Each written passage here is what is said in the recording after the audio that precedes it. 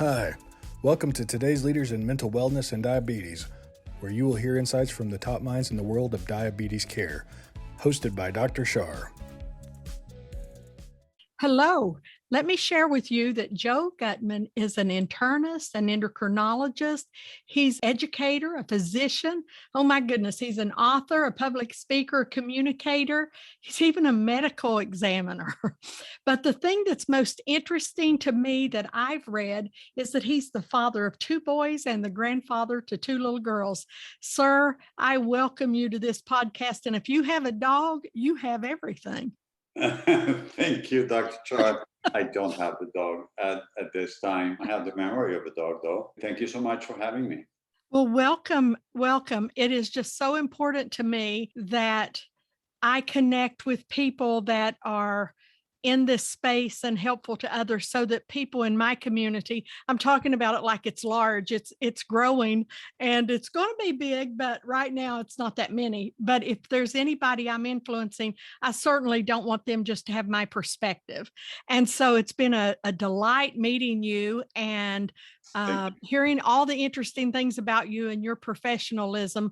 And so I guess I'm a little snooty when it comes to that. I want to know people that I look to and I want others to look to. I want to know they are profound in what they know and how they do it for others. So I see that you have this special interest in diabetes prevention and all that. If I understand right, you're not a diabetes patient yourself. How did you find yourself in that space wanting to help us? God, I mean, it's sort of like there's this saying that resonates with me that humans plan and God laughs. I mean, when I started internal medicine, which was the specialty that I wanted, my goal was not to become an endocrinologist. I mean, at that time, I had an interest in oncology. I had an interest and maybe neurology a little bit. And then suddenly I met these cool people that were a group of endocrinologists. And I sort of like wanted to know what they knew and wanted to be like they were. And one thing led to another, and I just applied for fellowships in endocrinology. Ended up getting a fellowship. My fellowship was particularly a lot of fun, but it was nice. And while I was doing my fellowship, there was a man that was sort of like was sort of like a prophet. I mean, he said, right now, I mean, this is 40 years ago, literally. I mean, this is the 80s, the early 80s. He literally said, right now we have some patients that have type 1 diabetes and it's difficult. We just barely started calling it type 1 diabetes. And we have some people that have type 2 diabetes. And I have to tell you, I think that the way the future looks and the way people are behaving now, in about 30 or 40 years, the subject of type 1 diabetes will likely be more or less resolved.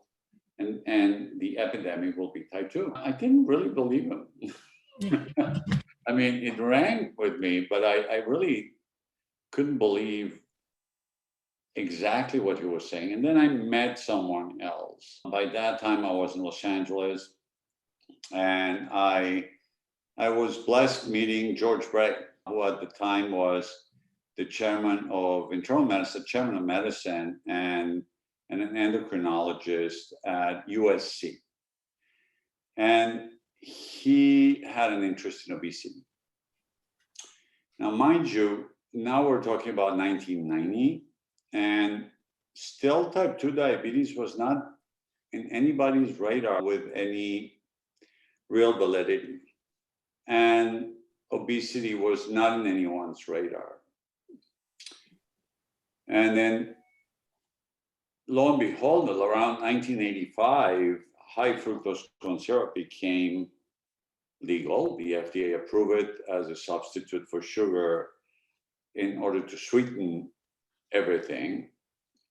And George Bray, as a genius, looked at this and he says, this is the end of of something and the beginning of something. And I think that this will make our country fat. High fructose corn syrup we did some small stuff, like we would take 20 people and do an all glucose tolerance test with glucose, obviously. And then we'll do the same thing with the same amount of grams of carbohydrate with high fructose corn syrup. And we'll do it with sugar. And then we would see the rises of insulin and the rises in glucose. Sure. And with high fructose corn syrup, this thing would skyrocket. And the levels of insulin that you could elicit from it were also high, skyrocketing, because this was done in healthy individuals. And we never pursued anything. We didn't pursue it because we started getting busy, life moves on. And suddenly, out of the blue, George was talking more and more about high fructose corn syrup. And lo and behold, I think it wasn't more than 4 or 5 years later that he left USC and he went to Louisiana State University, where he didn't have the same chic. He didn't have the same. George was George, but to go from USC chairman of medicine to be an endocrinologist at LSU did not make sense. And my suspicion is that the food industry, the basic food industry, really put a lot of pressure on whatever institutions there were. And I'm not saying by any means that George's career, the Dr. Bray's career, really disappeared in the horizon, but it certainly, there was a curtain around it. Mm. And that's the conversation you and I had a few days ago, or a couple of weeks ago. Should I fear going in a public way about our food industry and what the FDA has allowed to happen with the food industry? I don't care. To tell you the truth, there is the two sides. The more people eat that trash that is being sold nowadays, the more business I have, the more they take care of themselves, the more value I have. Yes, that's so good. So, high fructose corn syrup is in everything. On most things. And high fructose corn syrup is not just another complex carb. It's not just another thing. It just produces a rise in dopamine that makes you wanna, or that makes you have that desire to eat a little bit more. Dopamine is a nice feeling. It's a nice feeling. And now that we know that it relates to oxytocin and all of these neurotransmitters. So we eat a little bit more, and every day a little bit more. And we have this obesity pandemic. Now, I have a different theory. I haven't tested it. In that also, at the same time, I bet you if we were to do the studies, high fructose corn syrup changes our microbiome. And I believe that a great part of our future in the medical sciences and health will depend on how well we understand our microbiome. We have more bacteria and fungi living in our body than we have human cells. Much more, 20 times. A great deal of our weight is bacteria. And they control a number of things. More and more people are talking about it. So there are some indirect issues with it that point in that direction. Children that are born through C-section, through a sterile canal, tend to be heavier as adults or as they grow than children that are born through a natural birth canal, because the cesarean canal is a sterile canal, whereas the natural birth canal is not a sterile canal, and you get populated by the right bacteria. That's so interesting. The more antibiotics that are given to somebody, the more likely they are to become heavier. the more antacids we use, like the PPIs, Prilosec, and all of the PPIs families, and the H2 blockers like Tagamet and Zantac and the like, it changes our microbiome. I mean, we're supposed to have acid in the stomach. And in between the food industry feeding us a cheap version of sugar, and the pharmaceutical industry convincing us that we all have reflux, and the pharmaceutical industry convincing us that we should be treating this. I mean, it's no accident that there are all these pharmaceutical reps and commercials on TV telling you, have you ever had a heavy meal, and did you ever feel acid? That's heartburn. That heartburn could indicate that you have gastroesophageal reflux. You should consult your doctor about it. And so you get a patient in the office that comes over and said, hey, I saw something on TV. I mean, it doesn't happen to me because I don't practice general medicine, but it happens to a lot of the primary care physicians, which have, by the way, the hardest job in the world. I have an immense amount of admiration for the primary care physician, because nowadays they're required to know everything. And what there is to know is immense. So they come in, this patient comes in and said, look, I mean, it's a heavy set patient. After I eat and I lay down a little bit, so I feel the acid coming up, and it bothers me. And I saw this commercial on TV for this, and they take out the book or the cell where they took a photo of the TV and they said, here it is, and it says Prilosec, whatever, and then 15 minutes a visit, 25 patients a day. It's over the counter, take it. If it works, God bless you. So that person starts taking that, and then they gain weight, and then they move less, and then they have more high fructose corn syrup. A lot of foods have high fructose corn syrup, which is funny. And I was experimenting, going to the supermarket and going in the aisles where they sell food, trying to find foods that did not have high fructose corn syrup. And it's not easy to find. You have to stay out on the outer edges with the veggies and the. Well, you have to go where the veggies are. Yeah. Sure. There's high fructose, and then there is some of the artificial sweeteners also give us hunger, right? The Splendas and the like. There are things that it's a vice. We're trying to remove the alcohol from the alcoholic, and instead of giving him the alcohol, giving him a tablet that gives him the same high. It just doesn't seem to make sense. People don't want to move. They don't have a reason to move. They have this, right? You and I are not talking in a park while we're walking, like probably our grandparents or parents would have done. Right. We're just sitting in a desk with a virtual background, exchanging. Why is it that we don't want people to do this every day, all the time? We want them to move. And we want them to eat healthy. We're not being sold healthy foods. Forget about junk food. Forget about the Mickey D's and the Burger Kings and all of these places. We're just at the supermarket. We're not being sold. It's not easy to find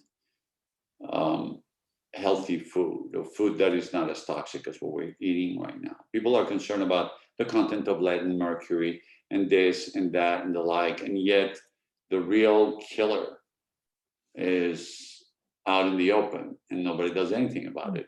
Yeah. I'm not saying that lead is good or the mercury is good. Sure. I'm just saying we're aware of that. They've done a great campaign about it. And there's no more lead soldiers, and the paint doesn't have lead anymore. And we've taken the asbestos out of, thank God, out of every chimney in the world. and out of every fireplace in the world. But we haven't taken the high fructose corn syrup out of our food. And it's sort of like a sacred, forbidden topic, right? I mean, who's going to take on Conagra or Archer Milan Daniels or Monsanto? Do you remember when we were kids and we used to have corn in the cob, that the little kernels were all different and had different colors, and there was occasionally one that was bigger, and they would pop when we would put them in the fire, and the like. Now you're buying corn, and it looks like made in China in plastic. Every kernel is identical in size. Mm-hmm. They all fit in the same. It's so like they've been grown to be able to be packaged and look identical from the next one. It's corn. It's the corn industry. What about the soy supplements? So now everybody's into protein, but the protein is vegetable-based and is soy-based. How do we move from that space? How do we? Well, I think what we're doing is part of the process. I mean, educating people about it, having them think about it. I mean, I have very often this conversation, I'm sure you also have it, when you're talking to Ms. Smith or Mr. Johnson. And so it's a 43-year-old that is overweight, that has type 2 diabetes. We never used to see that. I mean, it was not common. And they have 2.2 children. Him and his wife, or her and her husband, work. They have jobs. They went to college. They have jobs. Mm-hmm. And they work 8 full hours a day. And they get home and they're exhausted. And who's going to cook that day? So they take turns. So, hey, I stopped at Domino's and bought a large pizza. I mean, the kids will be happy. I'll get full. You'll like it. I bought the one that has pineapple that you love. And we each one will have a pound of high fructose corn. Or there's a healthy day. Healthy day is somebody finally diced a salad. Mm-hmm. And they put a chicken in the oven. But that is happening less and less. Mm-hmm. Now the kids have homework to do. Homework it used to be in my time. I mean, I don't think high school was easy or school was easy, but I sure could play outside. I had homework, but I was done. I would get the number of hours of sleep that I needed. I mean, it was not unusual. 9:30 was bedtime. And you woke up early. I mean, and you slept 8 hours or 10 hours. I mean, whatever it was. Now kids are not sleeping. And they're having a lot of screen time. They're moving less. I mean, I was talking to a pediatrician not long ago. I mean, a few months ago, I was talking about this new form of arthritis of the joints in the thumbs. Where kids that are playing it. I mean, so how do we start? By educating. By educating. I think that even pre-COVID pandemic, our life expectancy was already going down. Mm. Our average life expectancy was going down. Wouldn't you agree that probably over 50% of Americans are overweight? I don't know the stats, but it certainly is. If you look around at us, I'm using myself. I need to go down a few myself. But I think of the people that have intrigued me the most, there are those doctors that just didn't want to fight the battle. I know more and more are wanting to now, which is wonderful. But how did a little boy like John Robbins, whose dad and uncle created ice cream, Baskin's and Robbins ice cream. Yeah. How did a little boy like John Robbins that was sweeping the floors and at 6 years old and going to be the owner the legacy of that, know early on as a child that he didn't want to pass that on generationally.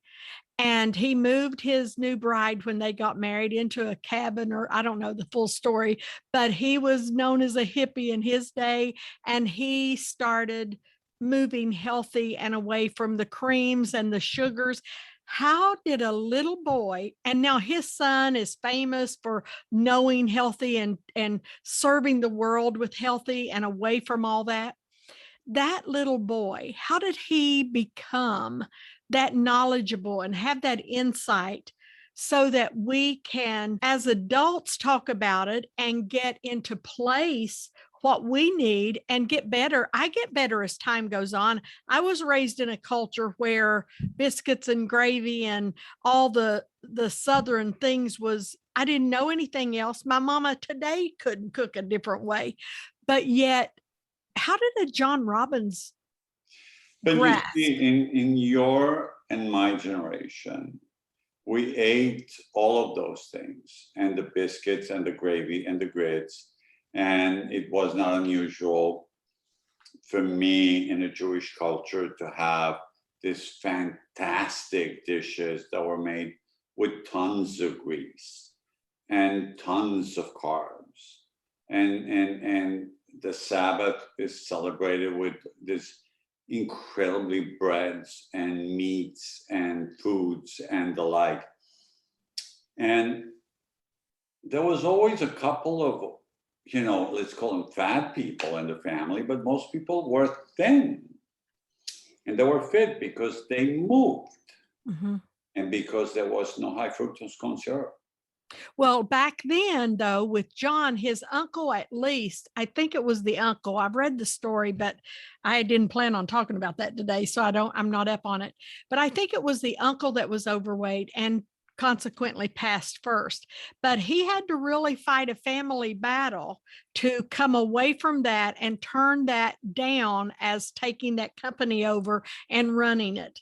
And even then, he knew as a little boy that that was bad for your health. And so I guess I'm intrigued by a child and then as a teenager, and then to walk away from that. When we today, after a lifestyle of not knowing during the years early, to a day now when we are taught, you don't get everything good on internet, I'm sure, but boy, the information is there, a lot of it.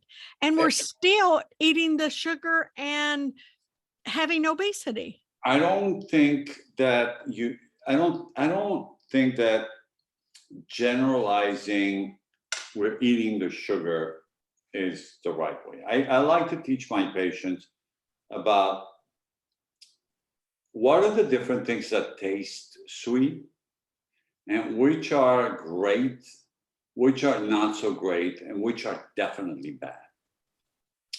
So, if the bonbons that I used to eat when I was a kid and my grandfather had in his pocket would give away to everybody.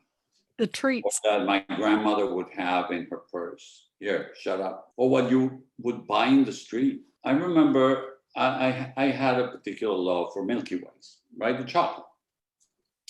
And the Milky Way was about this big, and it was about yay big. And it had, the calories were not in the label. Those days they didn't put calories in the label, how much sugar, how much fat, how much protein, whatever. But with time, high fructose corn syrup came out, and people realized there were, industry, the food industry, Nabisco, or the different makers of the treats realized people can put more in their stomach with this stuff. They're not gonna fill up that easy. And so they supersized everything. You go buy a Milky Way nowadays, they're all supersized. They actually tell you 40% more. right. We used to have one, and that's it. You were done. The burgers were smaller. The buns were smaller. There were 4 Oreo cookies per package. Now there is 12, 3 times more. And that's the minimum you can buy. Everything has become supersized, everything. And so I think that educating patients, look, I mean, if you were just, I mean, there is this real studies where people have been told, don't have any soda pop. Now let's see what happens in 2 months. Trade it for water, for tea, for water with lemon, or whatever, but no more soda pop. Whether diet or not diet. And they do something. If people understood how noxious high fructose corn syrup is, it's likely that they would start becoming a more healthy, conscious consumer. And if they buy things that don't have high fructose corn syrup, the industry is going to have to change. The problem is that it's cheap. High fructose corn syrup is cheap. I think there's less than 5% of the sugarcane plantations in the United States that there were 25 years ago. Because it's much easier to sweeten with high fructose corn syrup. And the only sugar that we need is the one for somebody to cook at home. I don't think that sucrose is as toxic as high fructose corn syrup. So I teach my patients about it. Now, once they are already overweight, and once the problem is in place, then, as you and I were talking, I mean, you know, how do we all become part of this? It is said that a team is not a group of people that work together. It is said that a team is a group of people that trust each other. Good point. So if we earn the trust of a patient by not judging, by being there, so you come in the next visit and they've gained 4 more pounds and they're frustrated. Not judging is absolutely of the essence. Spending the time. I mean, some of us don't have all the time we want in the world, but you can budget the time for the right thing with the right patient when they're in a moment that you feel they're being receptive to a concept. I mean, the word doctor is not he who cures or she who cures. Doctor comes from Latin, docere, which means to teach. You're right. So, I mean, teaching patients is interesting. I mean, I have been very blessed in seeing all these aha moments in the faces of my patients said, oh, so that's how it works. I actually think that the person that develops type 2 diabetes is the lucky one. Because the person that is overweight and has chronic hyperinsulinemia, but their pancreas still can keep up with it, that's the person that is developing the vasculopathy and is the people that is developing the cancers and is the people that has not been brought to the attention of anybody simply because their blood glucose is okay. Once the blood glucose goes up and the A1C goes up, then okay, now we're going to use metformin. Now you're going to go on a diet. Now you're going to do this. Now you're going to do that. Now we're going to give you a statin. Now we're going to give you an ACE or an ARB to protect your kidneys. Now we're going to be paying attention to your eyes. Now we're going to, all of these things. And it's the modern way of thinking about it. I mean, the Jerry Reven and then Jerry Olevsky way of looking at it. It's not just the elevated glucose. It's what it takes to lower it that does the damage. It's a combination. Educating our patients about it.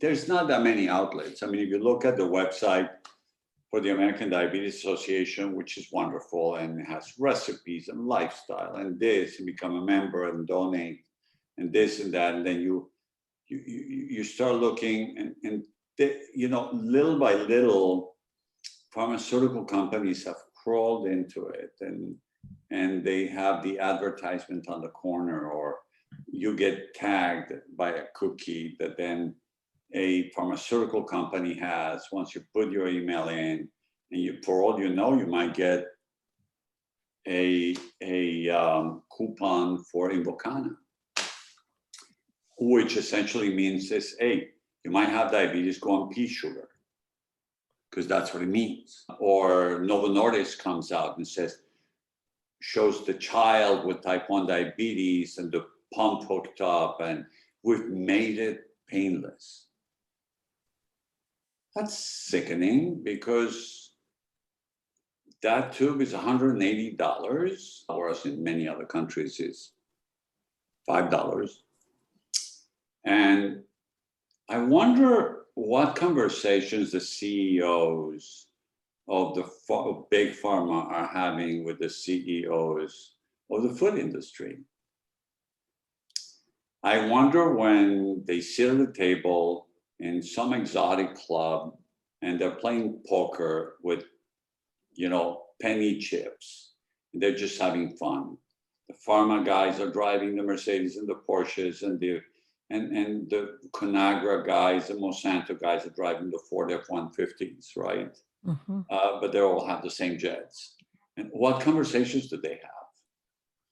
When they're at the golf course, what they talk about? When the executives on Nabisco are meeting with their marketing teams, do they sleep well at night? When a company, a pharmaceutical company that has come up with a wonderful new medication like the SGLT2s, which are wonderful, when they set up the price, do they think about Mary Jo Smith, who is a retired nurse, 66 years old, that already ate everything that Nabisco and Conagra made, and now has diabetes, has a little bit of heart failure, the kidneys are not working perfect, and she would benefit from taking Jardiance or Invocana or Stiglatro, whatever one of those? Do they think about her when they set up the price?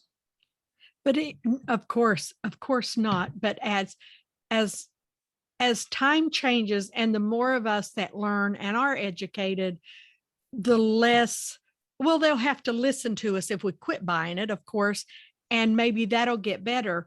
But you said that, if I understood you right, when I generalize sugar or someone else does, education is key, is what I'm hearing you. When you said to me, when I read about your my4rules.com, I looked that up. I haven't found that yet, but when you're the site is down, and I'll tell you the story of the site because it's interesting. But okay, but when it says you're an author, and so I know that you have gone to battle in some way, at least because you've been a consultant with the pharmaceutical industry. So everything I've read from you, you have spoken up, you have helped. But for those people that, whether they, the big key players ever change or not, until me and that little person that is just getting through this, we need educated. Tell me what that is that you do. Where's the book that you have, or what's the story with the 4 rules? Is it quick, and is it something we can give to them? No, my 4 rules. So I had this idea. You know how difficult it is all over the country for patients to have access to a diabetes educator. It's very difficult. I mean, there are coaches, but coaches need to make a living. And insurance companies very rarely pay a coach. And so, I mean, how many people are Mother Teresa? I mean, none of us. So, I mean, I certainly am not going to go and sleep in the street so that I can have a group of 350 people eat less. It's not going to happen. Not that good. But my 4 rules was an idea where even before telemedicine was in the radar, we decided to create a system. There were 3 of us, a couple he's a patient of mine and his wife, who's a high-tech person. And we decided, I mean, and it rang through with that. It occurred to me that if we get diabetes educators and we give people half an hour, which is the attention span most individuals have, And we sell 6 of these visits in a period of 6 months, so let's say 9 months. And these individuals via this way, telemedicine. I mean, telemedicine was not even in the radar. I mean, we're talking about 3-4 years ago. What would an insurance company pay $600 for those 7 visits? No, actually, it wasn't $700. It was something like each visit would turn out to be $40 a visit. Would an insurance company pay it if we could demonstrate that the A1C of a person that would join the program went down without having to buy new medications, just on lifestyle changes? So we hired this young, gung-ho diabetes educators, and we paid them well. And we had a pilot program with all the people that work for a large county here in Florida. And we got about 600 people signed in. All of them had diabetes. And the county was going to pay for the pilot program to see how it would go. Uh-huh. Would you believe that 95% of people had at least a 2-point reduction in their A1Cs without changing their medication? And they looked forward to learning. So then now we had a pilot study that was decent size. I mean, it's 600-700 people. I don't remember exactly. So let's go to the insurance companies. Now, my friends are in the insurance business. So they had the right contacts. They could call Peter, Paul, and Mary that were CEOs, CFOs, CMOs, COOs, whatever C. And they had meetings, and they met with politicians, and we couldn't get a single contract. So we basically took down the website, packed all the computers. I think we had 25, 30 computers. And the young diabetes educators went on to better things with one more line in their resume, which was the ultimate prize for them. And they had done some moonlight. By the way, we made hours very available so people didn't have to miss work. They could do it from their cell phone. It was telemedicine. Wow. And we were HIPAA compliant before anybody was doing this. And it fell on its butt one day. That was it. We're just really, there were no more patients because nobody wanted to pay for it. What'd you do with the 4 rules? It exists sort of like in soul, but it doesn't have a body to go and work in. Is it concepts you work with your patients with daily? Yeah, of course. I mean, it's so like my 4 rules are the 4 rules that we all know, that we all talk about. I mean, you eat, you move, you sleep, and you take your medications as directed. It's very basic, but it's what's basic. It's simplicity that is lacking here. Now, if you look at our healthcare system, which it doesn't matter how you look at it, whether you Obamacare it, or you privatize it, or you nationalize it, the only hope is that value-based care looks at this with jaundiced eyes when everybody has to pay for the care. I mean, you and I had a conversation when you laughed, and I laughed also. I mean, I laugh every time I say it, that if I could change diabetes, the only thing I would change about it is I would make hyperglycemia painful. So we would move quicker. So no, people that would be hurting would take care of the blood glucose. But being the silent killer that it is, I mean, if you don't measure it, it's not high. Literally. I mean, it's the old story. If you don't take a temperature, the patient doesn't have a fever. But we have, so people don't measure the blood glucose because they don't want to know their immediate truth of what happened after they've had this meal. Well, it's a pandemic, but we just don't talk about it on media every waking minute. If you every, might know that diabetes and obesity kill more people every year than COVID ever will. but because it doesn't hurt, as you say, And uh, it's socially acceptable. I mean, and if it's you see socially, somebody smoking, you tell them, would you please don't smoke? It smells bad. It's bad for you. You have a hacking cough, and whatever. Who's going to go and tell their best friend and say, you're really heavy, you should lose weight? Or who's going to go in a restaurant and tell somebody that is about to, crush their fork in a cheesecake and said, you know how many calories there's in that crap? yeah, because we're taught in our society now that that is judgment, and that is too harsh, and that is not being accepting of everybody, and it's just the wrong things to be tolerant of. But what is the difference really ultimately in between the person that is taking 1 or 2 tablets of OxyContin a day, whether they have pain in the soul or in their body, doesn't matter, and the person that is eating 4,800 calories of high fructose corn syrup a day? Well, I've heard that there's been studies that say that if it's rats going to one or the other, they'll pass up the drug and get to the sugar 8 times. For sure. But so what's the difference? I mean, should we have, the concept of Overeaters Anonymous fell through the Mhm. wayside. I mean, they're not friends of Bill. They don't buy Alcoholics Anonymous. They don't do 12 steps because it's just not fitting. I mean, I think it's less dangerous to have a couple of OxyContins a day than eating the way most people do. But then people look at me like I'm an insane man because they think I'm proposing that we should trade one for the other. No, but we certainly have the right to compare.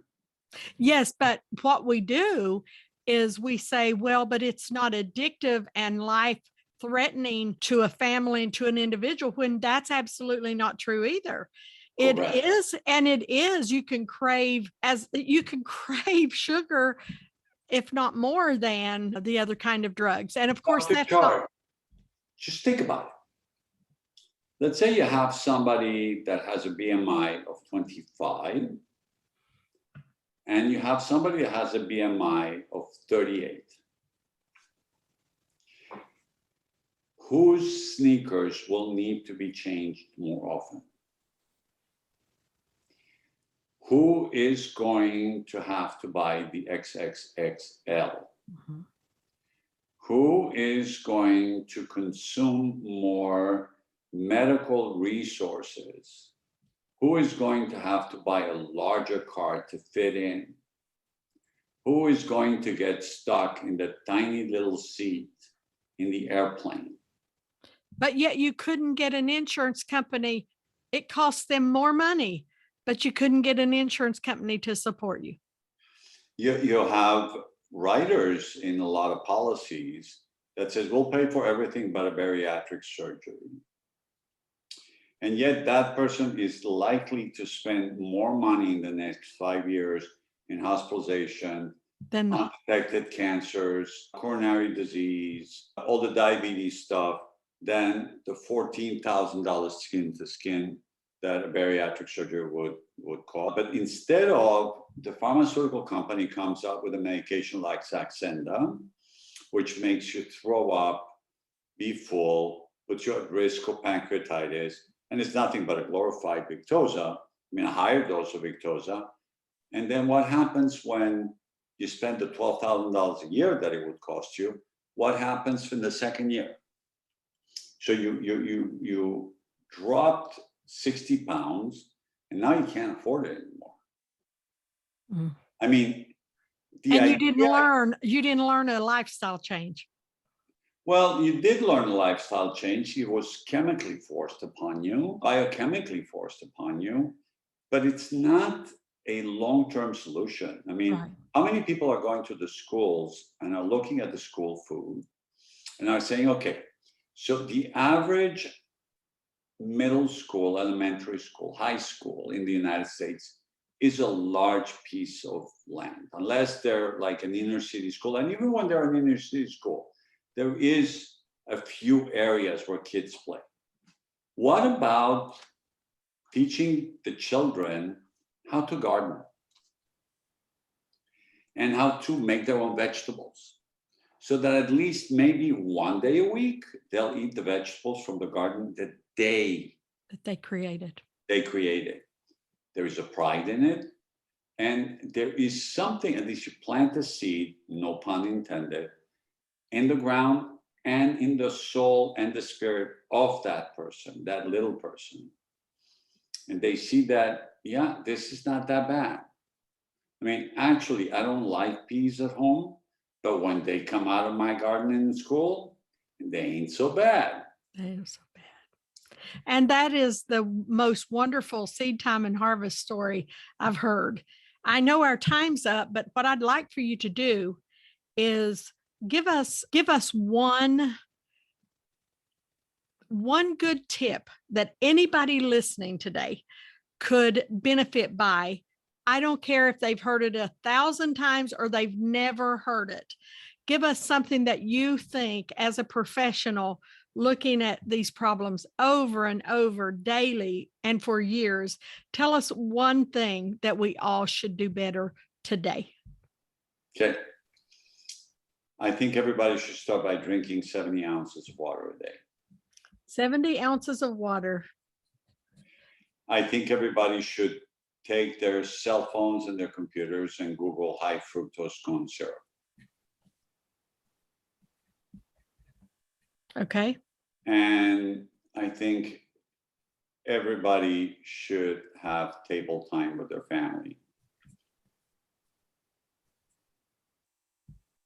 I think eating in front of the TV is really bad. I think people should talk, because when they talk, they eat less. That's true. That's true. You have been a delight. I feel like I've met a new friend. Now, don't tell me if I'm still a stranger to you, but no, I'm talking from my side of the screen. That's the advantage. The good thing about the day we are in with this Zooming, as a licensed clinician before a pandemic, we were hard pressed to be online and do this. And now they can't take that away. So no. The good thing is making these friendships that are worldwide. The bad side of that is there's so much information and so much of it is not good. And somebody that is not informed may not meet a you. So where can they find you the easiest so that they can get good information and not just settle for anything that pops up diabetes specifically? You know what? I have been asked by many to blog. I haven't done it. I have been asked by many to go and give talks, and you know, in this day and age, the traveling is a little bit difficult because it cuts into my clinical time, and the patients that I have access to are my blessing and my purpose every day. As we talked, I mean, I'd like to take what I've done local, global, or at least a little bit more global. Sure. I think that what we should do is be evangelists of the truth, or the different types of truths that exist in front of us that we refuse to see. So how can we get to you? I think that I have to create I want to create a channel. Okay, so now let me now. I've met you now twice. Oh, we've talked twice. So this is the third time. So now I'm going to speak to my friend. Yes. Now it's time so that we don't have to do without that. Now, let me ask this. Are you accepting new patients in Miami?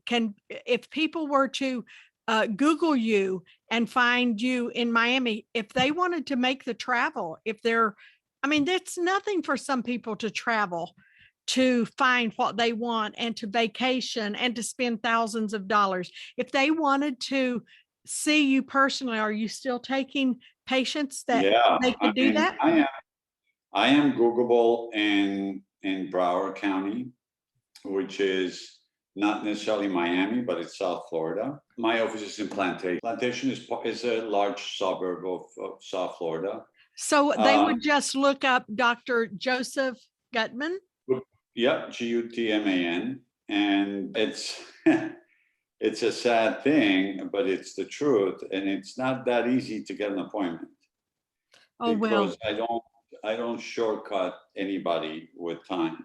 So I mean, they can call. I mean, the phone number of my office, which I wish I knew it by heart, but I don't. Thank God, is 954-434-1705. well, my hope is that somebody takes that number and calls and gets on a waiting list.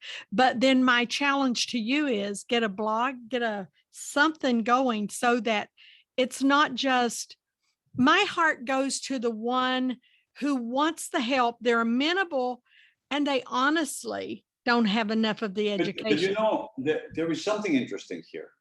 Everybody thinks that becoming thinner is very expensive, and it's not. It's much more expensive to stay overweight. Much more expensive than to stay overweight. In the long run, the quality of life of the obese patient is not great. There is not such a thing as fat and happy.